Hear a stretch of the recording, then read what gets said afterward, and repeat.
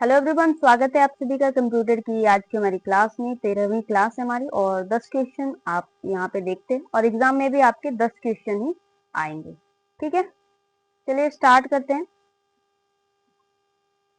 पहला प्रश्न हमारा कह रहा है कि एमएस वर्ड में स्पेलिंग और ग्रामर चेक करने के लिए किस फंक्शन कुंजी का उपयोग किया जाता है, यानी किस फंक्शन कुंजी जो फंक्शन की होती है किसका उपयोग किया जाता है। ठीक है, अगर आप एमएस वर्ड यूज करते हैं तो कोई ग्रामेटिकल एरर हो जाता है, ठीक है, कोई स्पेलिंग मिस्टेक हो जाती है तो उसको ढूंढने के लिए आप क्या करते हैं, यानी उस कौन सा कुंजी यूज करते हैं। तो जब आप F7 क्लिक करते हैं ना, F7 जब आप क्लिक करेंगे तो वो एरर पता चल जाता है आपका। ठीक है, चेक करने के लिए क्या किया जाता है कि अगर मान लीजिए आपने कुछ टाइप किया एमएस ऑफिस में और आप चेक करना चाहते हैं कि कोई ग्रामेटिकल एरर हुआ है या नहीं हुआ है, तो जैसे ही आप फंक्शन F7 क्लिक करेंगे तो आपका यहाँ पे ऊपर साइड में दिखाता है, एक होता है कि कौन कौन से स्पेलिंग मिस्टेक हुए हैं। ठीक है, जो भी एरर हुआ होता है वहां पे ऊपर आपका जो टास्क बार होता है उस पर आपका दिख जाता है। ठीक है, अगला प्रश्न कह रहा है कि एमएस एक्सेल में एक रो और कॉलम के इंटरेक्शन को क्या कहा जाता है, यानी जो रो और कॉलम जैसे आप ये ऐसा करता है तो ये जो इंटरेक्शन बन रहा है बीच का, इसको क्या कहा जाता है। तो इसको कहा जाता है सेल। ठीक है, जैसे ये कर लिया और ये सेल क्या है, ये बीच का जो पार्ट आपका है यही आपका सेल होता है। ठीक है, ये आपका रो और कॉलम हो गया, तो ये बीच का जो हिस्सा बच रहा है ना, ये चौकोन जो बन रहा है आपका, यही आपका क्या होता है, सेल होता है। ठीक है, अगला प्रश्न कह रहा है कि इंटरनेट पर डेटा एन्क्रिप्टेड और सुरक्षा यानी सिक्योरिटी के लिए उपयोग किया जाने वाला सबसे आम प्रोटोकॉल कौन सा है जिसका उपयोग अक्सर ऑनलाइन लेन देन में होता है। ठीक है, सबसे जो कह रहा है कि प्रोटोकॉल जो आम प्रोटोकॉल है वो कौन सा है, तो वो आपका एस एल और टीएलएस होता है, यानी सिक्योरिटी सॉकेट लेयर या ट्रांसपोर्ट लेयर सिक्योरिटी आपकी होती है। ठीक है, SS security socket layer SSL को और टीएलएस को यानी ट्रांसपोर्ट लेयर सिक्योरिटी कहा जाता है। तो ये आपका फुल फॉर्म भी इसको ध्यान रखिएगा। ठीक है, अगला प्रश्न कह रहा है कि एमएस पावर पॉइंट में स्लाइड शो को शुरू करने के लिए किस शॉर्टकट की का यूज किया जाता है। जब आप पता है अगर आपने यूज किया है एमएस पावर पॉइंट, तो क्या आप जब हम प्रोजेक्ट उसमें बनाते हैं, ठीक है, तो एक स्लाइड होती है यानी उसको चलाते हैं वीडियो फॉर्मेट में, तो स्लाइड शो होता है यानी एक के बाद एक स्लाइड अपने आप चलती है उसमें। ठीक है, टाइमर के साथ चलती है। तो जब वो उसको शुरू करने के लिए कौन सी शॉर्टकट कुंजी यूज होती है, तो आपका F5 होता है। ठीक है, आपने कोई प्रोजेक्ट बनाया है एमएस ऑफिस में, सॉरी एमएस पावर पॉइंट में, तो जब उसको आप चलाना होगा यानी वीडियो फॉर्मेट में जब उसको रन कराएंगे तो एक के बाद एक स्लाइड अपने आप चलती है उसमें।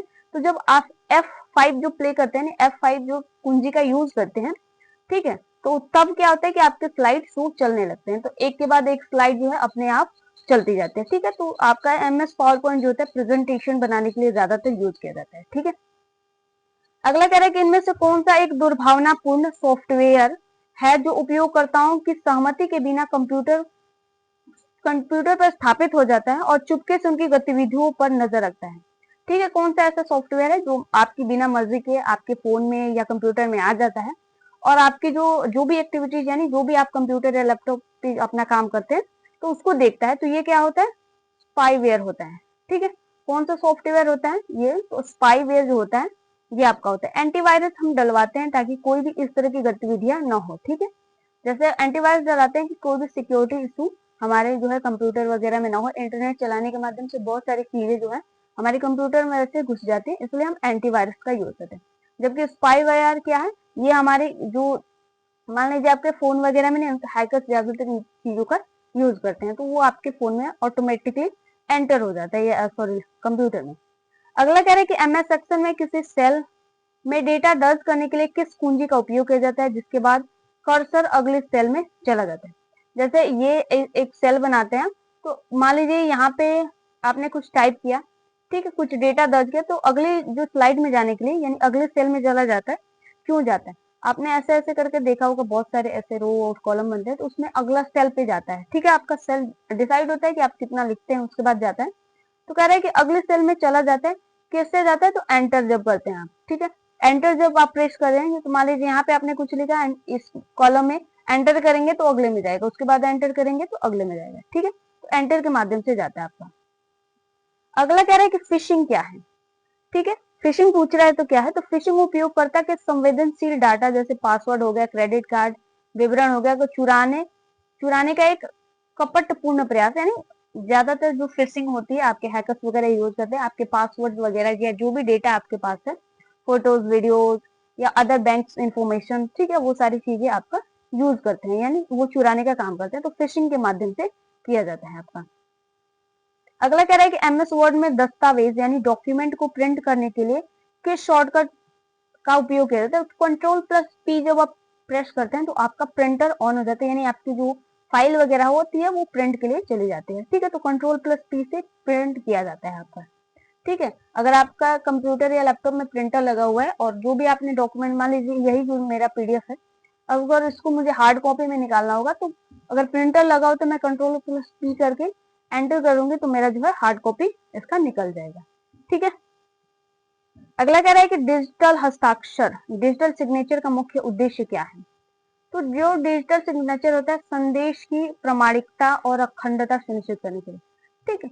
आप जो डिजिटली जो सिग्नेचर करते हैं ना वो एक डिजिटल सिग्नेचर होता है। जैसे मान लीजिए एक कोई सिग्नेचर है, अब उसको क्या किया जाता है, उठा के यहाँ पे प्रेस कर दिया जाता है, ठीक है। आप जैसे अगर फॉर्म वगैरह अप्लाई करते हैं तो आपकी सिग्नेचर होता है ना उठाकर कहीं भी डाला जा सकता है, ठीक है। तो ये इसका क्या होता है, प्रामाणिकता सुनिश्चित करने के लिए होता है, ठीक है।